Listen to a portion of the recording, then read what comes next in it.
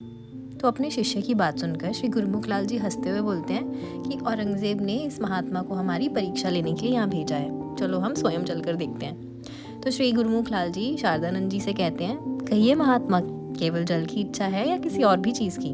तो शारदानंद जी क्या कहते हैं, बस महाराज गर्मी में आ रहे हैं तो ठंडा जल पिला दीजिए।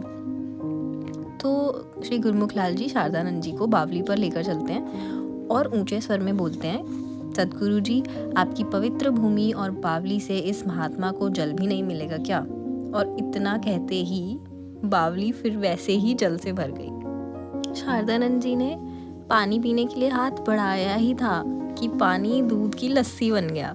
लस्सी पीकर शांत होकर शारदानंद जी श्री गुरुमुख लाल जी के चरणों में गिर पड़े और पूर्ण स्वर में उन्होंने कहा, महाराज जी, जैसे आप सुनने में आए थे वैसे ही आपको पूर्ण पाया।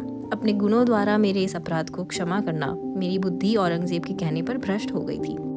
गुरुजी ने कहा, शारदानंद जी, साधु अपने मन की बात करते हैं, किसी के कहने सुनने से नहीं कहीं चल देते। और दूसरा, औरंगजेब को जाकर कह दीजिए कि अगर उनके मन में किसी प्रकार का संदेह बाकी रह गया है तो वे स्वयं आकर दूर करें। याद करो कि हमारे सदगुरु जी ने उनके साथ कैसा व्यवहार किया था। उनकी सब बातों को इतने थोड़े समय में ही भूल गए क्या? बाकी उनसे ये बात अच्छी तरह से समझा दीजिएगा कि जिस महान हस्ती ने हमें जीवन दिया है उसका दुरुपयोग हमारे द्वारा कभी नहीं होगा। तो ये थी दूसरी पातशाही श्री गुरुमुख लाल जी के बारे में। अगले एपिसोड में हम बात करेंगे तीसरी पातशाही श्री महंत दयाराम जी के बारे में।